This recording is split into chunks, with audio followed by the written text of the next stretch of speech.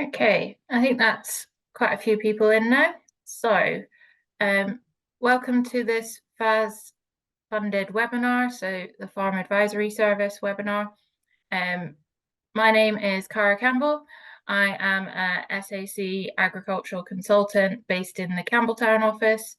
But tonight we are here to talk about preparing for sustainable farming, what's in it for cattle keepers.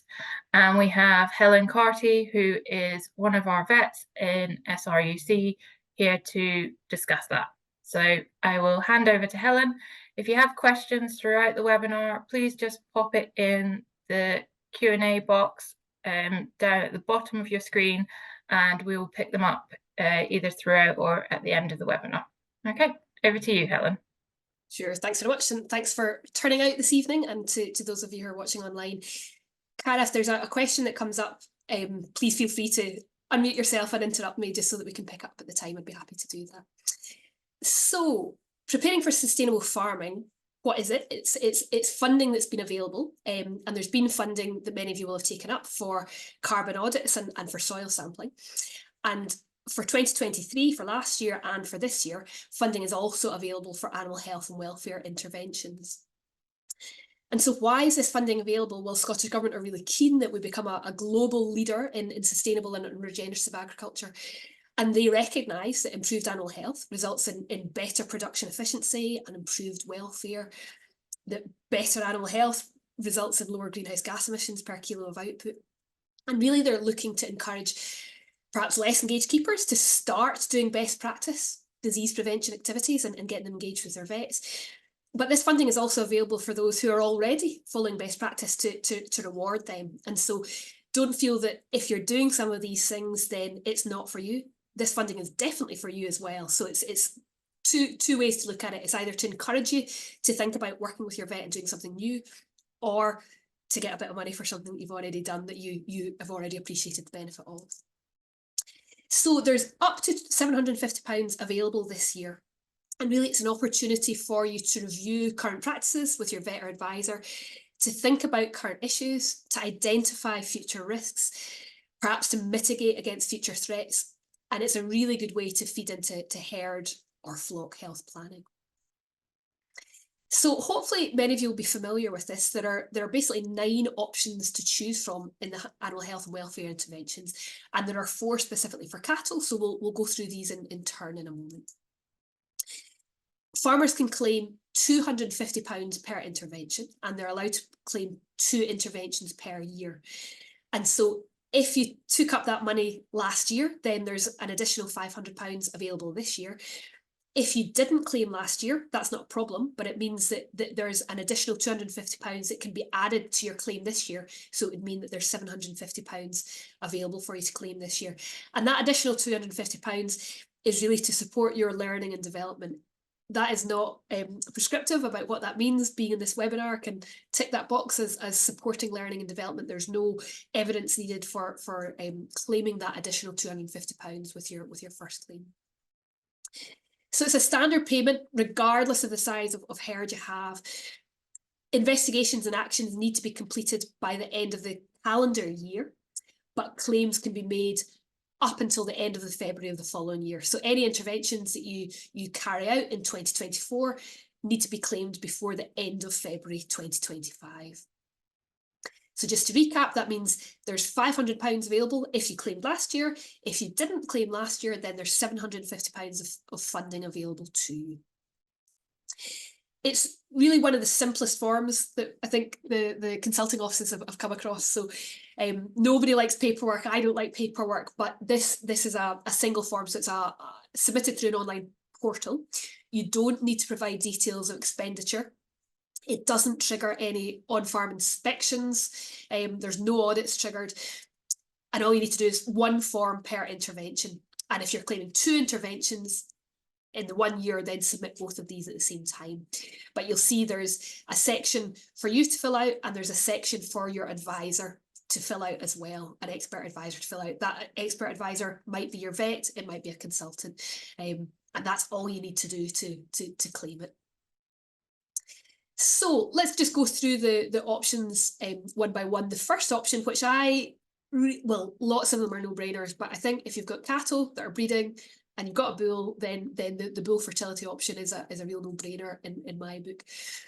So £250 is available to contribute towards the cost of getting bull breeding soundness examinations performed. So these breeding soundness examinations would need to be performed to BCVA standard, but most of the vets who are carrying out bull testing would be doing them to that standard. So that allows a physical examination of the bull to be done along with a semen evaluation. So that will look at the motility scores, look at progressive motility, and look at the morphology of the semen as well. Ideally, we should be carrying this out sort of 6 to 8 weeks ahead of breeding. And it's well worth doing. It's well recognised that anywhere between 1 in 4, 1 in 5 bulls fail these tests and are considered subfertile. So much better to be forewarned if there is an issue, so that you've got time to make a change, rather than find out at the end of your breeding period that you've had a problem with a bull being subfertile. And clearly, peak fertility in your bulls is vital to meet the industry KPIs of getting 95% of your cows calving within 9 weeks. So that's first option. Hopefully that's really clear what you need to do and who you'd approach to get that. And there's £250 to contribute towards the cost of that. The next one, there are more options to consider. So it's calf respiratory disease, obviously in a lovely late spring, possibly veering into early summer evening. Calf respiratory disease is far from our mind, but this is perhaps one to think about for later on in the season. So £250 is also up for grabs to investigate calf respiratory disease. That can be screening to see if viruses are involved, or it can be working with an advisor to put in, measures to mitigate against problems with respiratory disease. So what is respiratory disease? What is pneumonia? There's so many different things that can cause it. Sometimes it can be caused by a virus that affects the trachea. These are lesions from the cow of a trachea that has died from IBR, infectious bovine rhinotracheitis, that's caused the virus to attack the cells of the windpipe and cause degeneration and sloughing of that. And if you imagine all of that necrotic debris in the airways falling down into the lungs, sorry, for those of you who are eating your tea just now, if that falls into the lungs, you can see why you would end up getting a pneumonia on the back of that. Equally, pneumonias can just seem to affect the lung tissue itself rather than the airways. So this is a lung that's affected with the RSV pneumonia. So that's respiratory syncytial virus, when you can get these sort of almost like bulla. It's almost like bubble wrap on the surface of the lungs, and that stops the lungs working properly. Sometimes viruses aren't involved at all. So these almost kind of cheesy, pussy kind of looking lesions are really typical of Mycoplasma bovis that we're seeing commonly as a cause of pneumonia now, both in dairy herds, a lot in dairy herds, but in some suckler herds as well. And sometimes there's no bacteria, no virus involved, and there's parasites involved. So this is the airways of a stirk open down the windpipe right into the airways, to the ends of the airways deep into lungs, and we can see all these lungworms hiding there. So we talk about bovine respiratory disease as though it's one thing, but in reality there's lots of different bugs or different pathogens that can cause them. So you can have viruses, you can have bacteria, you can have parasites, loads of them, far too many long-winded names to consider them all. And so really, if you're wanting to take up this option, it's thinking about, well, what's making the difference here? Are all of these bugs present on all farms? Some of them will be, so I would expect that RSV and PI3 and these bacteria, the Pastorella bacteria, maybe Histophilus, are probably present on the vast majority of cattle farms. But some of them we know very well how to get rid of. IBR, we can certainly eradicate. BVD, we're striving towards eradicating that in Scotland. So although some bugs are not present on all farms, there are some that are ubiquitous, but that doesn't mean that all farms have a problem. And so really, why do some cattle get problems with respiratory disease and others don't? Well, it's like any disease, really, it's always a balance between the bugs or the pathogens and the immunity that the cattle have. And so really what we need to think about is, what can we do to minimise the bugs and to maximise immunity? So again, that's what this money can do for you. It can let you work with your vet or your advisor to think about these sorts of issues. Would it be most appropriate to consider vaccination? If you are using a vaccination against respiratory disease, is it the right one? Should we do some testing to check if it's the right one? Could you think about improving colostrum quality? Could you consider improving nutrition, reducing other stressors? When it comes to minimising pathogens, could you discuss with your vet about how best to minimise the bugs that are there? Can you avoid buying in and mixing different groups? Ventilation, as you know, is a huge part of a contributory factor in cases of pneumonia, if there's poorly ventilated sheds or if there's humid environments. So perhaps spending that £250, putting that towards getting an assessment of housing would be a really useful way to decrease the incidence of respiratory disease in your cattle herds over the winter time. So it's worth thinking about, should you get a diagnosis? I think there's certainly circumstances where getting an accurate diagnosis of what bugs are involved can be really helpful. So finding out if bovine herpes virus is involved, that's the virus that causes IBR. Is lungworm involved? Is BVD involved? Although we think we're getting there with eradication, there are still cases of it cropping up in Scotland. Salmonella could also cause respiratory signs. You might want to get a diagnosis to check if there are bacteria involved, if the antibiotics you're using are the most appropriate, and to figure out if your vaccination protocol is effective. If you are going to look to get a diagnosis and use this funding towards getting that diagnosis and getting your vet involved early is really important, because in order to accurately figure out which bugs are involved, then we need to sample animals that are in the early stages of disease. So not the ones that have been coughing for weeks and have been being treated for weeks, that have got really snotty noses and really crusty looking eyes. We're really looking to sample animals that have got high temperature, but they've still got quite a clear discharge, and ideally those that have been untreated. So although it's very far from our mind at the moment, come the autumn time, if you know each year you tend to have more problems with pneumonia than you would like, make a plan with your vet just now as to what you're going to do to get to the bottom of it. I spend a lot of time doing pathology. I like doing post-mortem examinations because I like getting answers. And post-mortem examinations can be a really useful way to get to the bottom of these problems as well. This is a set of lungs from a calf that's died of pneumonia, and you can see the front of the lungs here. The lung tissue is solid. If I was to touch this dark purple area, it would be firm to the touch. And if I was to cut off a bit of that lung tissue, it would sink to the bottom of a bucket of water. Whereas the tissue at the back, the more pink spongy tissue, is a healthy air-filled tissue. So if this was a very acute case of pneumonia, maybe a calf that had been seen with clinical signs just for the day before and then had died, then that might be an appropriate case to get a post-mortem examination performed and samples submitted to try to identify what bugs are involved. Okay, that's the pneumonia side of things. The next two options, the other 2 out of the 4 cattle options that are available to you are really based on parasitology testing. So liver fluke investigation is one of the options that you can claim money if you want to look towards investigating liver fluke. I think in the last 20 years, awareness of liver fluke has been raised enormously, and particularly in the west of the country, we will all be aware of what liver fluke can do to cattle, what liver fluke can do to sheep.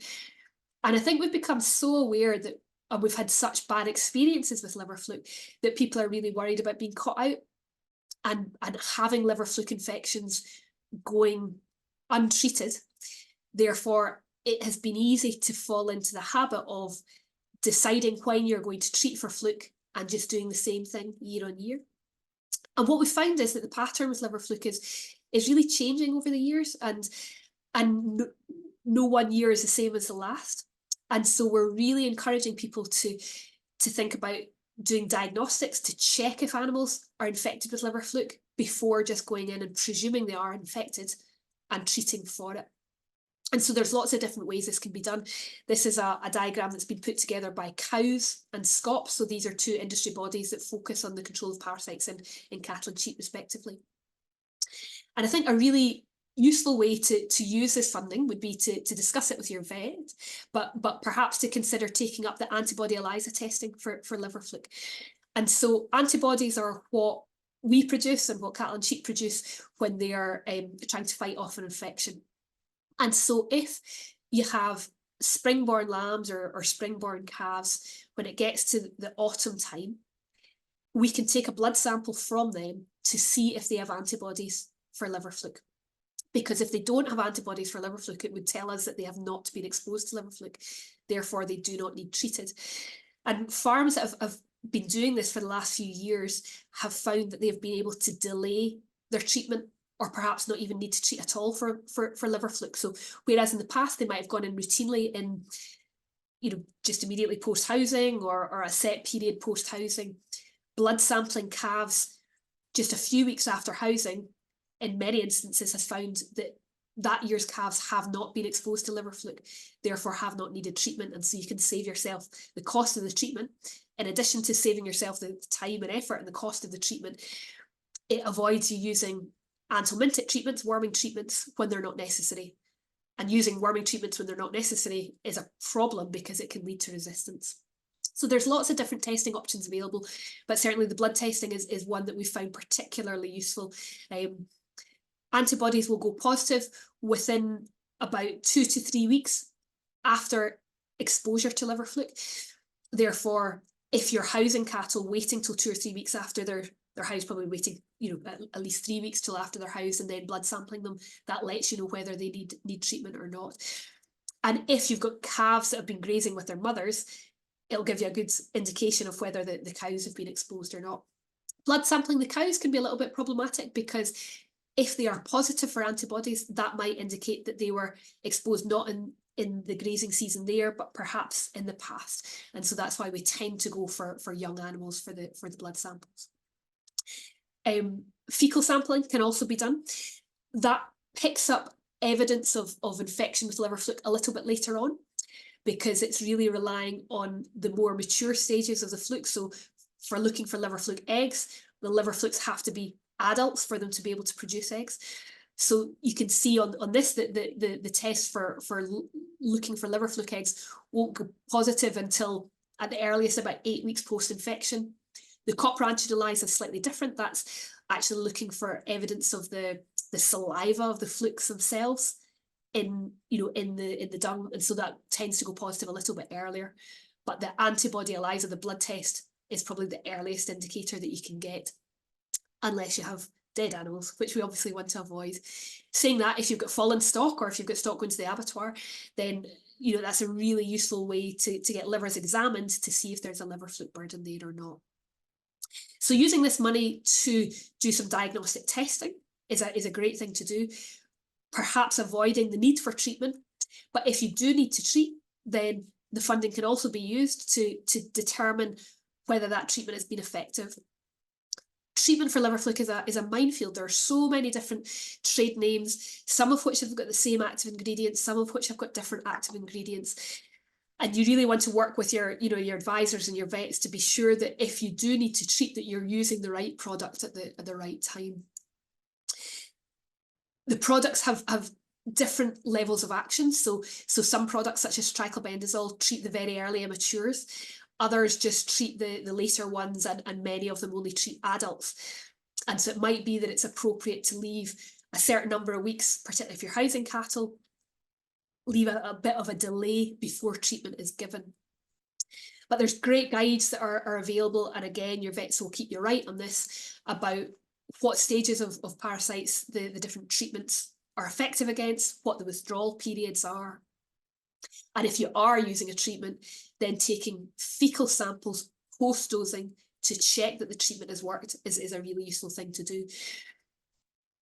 On many farms, there have been concerns of issues of resistance to certain flukicides. So triclobendazole resistance has been reported on some farms. And so if you're using that product and you're not sure if it's been effective or not, then taking fecal samples post-dosing is a really good way to check if that's been effective or not. And that's what the money is for. Don't consider that money as how much testing can I do for £250. Work out what the best testing strategy for your farm is with your vet, and see that £250 as a contribution to it, because it's definitely best practice, and your farm will reap the benefits of finding out that extra information. Okay, so the last option available to us is testing for cattle worms, so for roundworms in cattle. So this can be doing fecal egg counts. It can also be wormer efficacy testing. And the idea is to work with your vets or your advisors to implement a sustainable prevention control plan, perhaps including biosecurity measures, and using expert advice to make sure that you're doing the right thing for cattle on your farm. If you're going to go down the route of checking for efficacy, then the timing for that is quite important. So it would be taking fecal samples 7 days after treatment with a group 2 product, that's the levamisols, or 14 days after treatments with the avermectins or the benzimidazole, the group 1 or the group 3s. But again, your vets will keep you right about the best timing for that. I think it's important to, similar to the story with liver fluke, it's important that we preserve these medications. So there are no new worming treatments on the market. There's no hope for any time soon. We've only got 3 groups to use in cattle, and there's concern that there's resistance. There's not as much evidence of resistance in the cattle parasites as there is in the sheep parasites, but we don't go looking for it that often. And when we do go looking for it, unfortunately, we do find it. And so it's just to try to make the point that it's really important that we use these medications responsibly. So using them as little as we need to control disease. But if we can do testing, if we can monitor weights, if we can do fecal egg counts to ensure that we're not treating at a time when it's not necessary, then that will definitely reduce our usage overall, which will be of benefit. I think when we are using these products, it's really important to make sure that everything else is correct as well. So how can we make sure the dose is right if we're not weighing cattle? I think weigh scales, or if weigh scales aren't available, at least using weigh bands is very important. Some drugs have narrower safety margins than others. And so again, speak to your vet about that if you don't have an accurate way to weigh your animals, how best to approach that situation. If you're using dosing guns or pour-on guns, are they calibrated correctly? Be sure that you check that they're calibrated correctly before you use them. Are the products that you're using in date? Have they been stored correctly? Are you using them by the right method?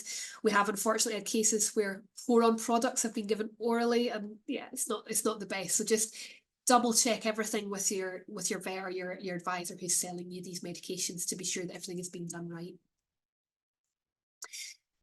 Many farmers and worked with their vets to do efficacy testing last year, and we've found some interesting results. So we've probably done more of this in sheep and identified resistance in sheep a lot last year, but we had cases in cattle last year as well. So we had fecal samples submitted pre-dosing. So these were calves that had been housed for a month. The farmer was going to treat them for worms in the way that he normally would, using a pour-on ivermectin product. In one case, fecal samples were submitted from 6 animals pre-dosing, and the number of eggs per gram was 625 eggs per gram in the pre-dosing samples. 2 weeks post-dosing, further fecal samples were submitted, and there were still more eggs remaining than we would hope, so 300 eggs per gram in the post-dosing samples. Now, in an ideal world, we would maybe have individual fecal samples both pre and post-dosing, and make sure that we've got the same animals treated pre and post-dosing. We would ideally make sure that we definitely have the weights of all these animals. But in this scenario, the diagram on the left is just demonstrating to you it's a fact check website. So this is a website that's I think Morden and SRUC and Safari Funding, I think, has put it together, just to give you a sort of pictorial reference as to the effectiveness of the wormer in this situation. And so in this scenario, you can see that there's only been a 52% reduction in the worm egg count. For us to consider the wormer product to be effective, we're really looking at 90-95% effectiveness. And so it did raise concern that there was an issue with resistance in this circumstance. As it happened, the calves were actually in good condition and there wasn't evidence of diarrhea. In this case, we got the opportunity to get specialist testing done at the University of Glasgow to determine which eggs were left after the treatment had been given. And most of the eggs that were left were of Coperia species, which doesn't cause as much problems with ill thrift and diarrhea, but some Ostertagia were still remaining. So there's more work to be done in this farm to identify for sure whether it's a resistance to MLs.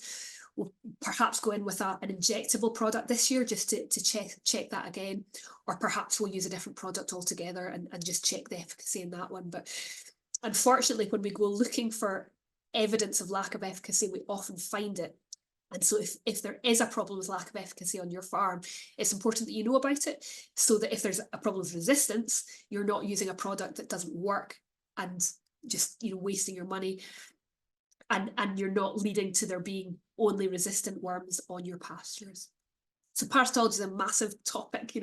There's lots more resources. The COWS website in particular is a really good resource. But use this funding as a way to start that conversation with your vet to get further input as to what the best worming strategies for your farm are. Okay, so just to summarise, for the animal health and welfare interventions through the Preparing for Sustainable Farming programme, there are 9 options to choose from.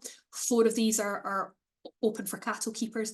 You can choose to take 2 of these this year. They can both be cattle, or if you've got cattle and sheep, you could do 1 cattle, 1 sheep. It's up to you. But if you've not claimed last year, then please do make use of this money. There's up to £750 available to you, and speak to your vet to decide which options are most appropriate for your herd this year. Okay, I think that is me, Cara. I think you said about half an hour, so I think we're you bang on. That's brilliant. Time for questions and discussion. Yes, no, brilliant. Thank you very much, Helen. And yes, please pop your questions in the Q&A part of the Zoom down at the bottom of your screen, and we'll get them answered by Helen for you tonight. Helen, if you were a farmer, what would your 2 options be that you would want to be looking at as a beef or dairy farmer? I think bull fertility is a really good one. I know Sarah's on the line. I think I don't know if you guys probably can't unmute, but I would think that would be one that Sarah would agree with as well. Just because bull fertility is so vital, isn't it, for ensuring productivity. I think if you don't have issues with respiratory disease, then perhaps leave that out. But there's probably few farms that could say that they never have respiratory disease. I guess exception would be in places where they're outwintering cattle a lot. I think if you are using anthelmintic treatments, especially if you're using them routinely and just by the calendar rather than doing any diagnostic testing, then having that conversation and putting funding towards that would be a great way to start that. So yeah, I'm sitting on the fence. They are all really important, Cara. I'm going to say that. I guess we don't know whether this funding is going to be available in future years, unless you do, Cara. I don't know if funding. Nope, I've not heard anything. I think if we don't use this funding, it kind of would suggest to government that we're not interested in having this funding available to promote animal health and welfare interventions. And so I think it would be great for us to make most use of it, to send the message that this is what we want to support cattle keepers. Yes, and I think it's also going to be important going forward with the whole farm plan with future policy, and it is going to be part of what the government are looking for in the future. Is animal health and welfare is going to be part of that whole farm plan. So as you say, I think now is the time when there's funding available is to do some investigations on farm. And I think the thing I would say is that it's very easy to do most of them, and do it when the vet's out. If they're coming out to PD cows or something like that, take the opportunity and ask the vet to collect some samples for one of the 4 options at the same time. Maybe not the bull fertility one, but the other 3 could be done when the vet's coming out. And what are you seeing through the PM room? What have you seen through the PM room in relation to those 4 options recently? Yeah, well, I suppose we've not had issues particularly. It's the wrong time of year for things to be relevant to those options. First of all, what we've been seeing in the PM room a lot of recently are just issues with the kind of year it's been. So people struggling to get cattle out, and so having to keep cattle housed for longer than normal, probably having issues with straw, therefore infections building up. And so we've been seeing a lot of navel ills, joint ills, septicemias. It's been a tough start for some calves, unfortunately. I think what I would say is through the labs and through the post-mortem rooms last autumn, I think what surprised us on doing, each year we're doing more and more testing, particularly for liver fluke, I would say. And the number of farms that in the past would have been, they would have bet that they had to treat. It's been really heartening how many of them have been able to delay treatment. One thing I forgot to mention is that none of the flucicides have got persistent effect. So some of the wormers against gutworms are long acting, but none of the flucicides are long acting. Therefore, going in when there's not a burden there, insurance policy, it's not a just in case. it's a complete waste. And so by doing the serology on a regular basis, that's allowed you to make informed decisions about if they need treated, when the best time to treat is, to save the treatments for when they're really needed. Yeah, and when if calves can get off farm without needing treatment, all the better. Yeah, and if you are treating, how long after treatment should we maybe test to see whether the treatment that we've given is actually doing anything? Yep. So for liver fluke, it would be usually 3 weeks post dosing. We would suggest taking the fecal samples to check that product has been effective. For gutworms, it depends on the product being used. 1 week for the levamisole and 2 weeks for the other 2. I think that's really useful to know that, because I think a lot of us maybe treat and then put the cows out and forget about it, but it might not actually be doing anything, which is not ideal. And bull fertility, how easy is that to do, and how often is that? Once a year or every 2 years? How regular should we be checking our bulls, really? I think it would be good practice, wouldn't it, to check all of the bulls you have ahead of the breeding season, and just because a bull has passed 1 year, not presume that they will be fine the next year, to check before use. They've got a short window to get it right, so making sure that they're working and are fit for the job is good peace of mind, but also allows you to put in place something else if there is a problem. Yeah. And that's going to become particularly important with the new beef suckler scheme and the calf scheme going forward, looking at that calving interval of less than 410 days. If anyone else has any last minute questions, if you pop them in the Q&A before we finish up for the evening.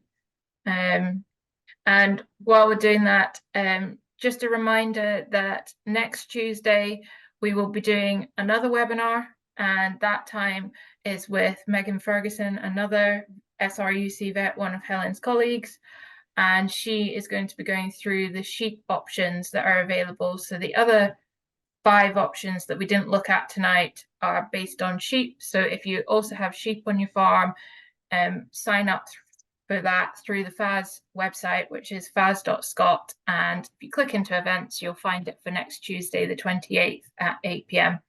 So we will be going through the sheep side of things. But there's no more questions come in, so I think for me it's thank you very much, Helen. That's really useful. And just, I think for everyone on the call, if you haven't done it, go and do it this year. There's £750 available.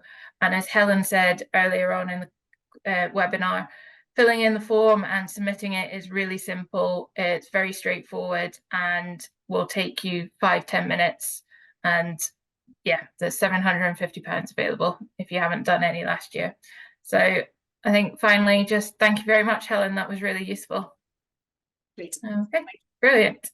Thank you all.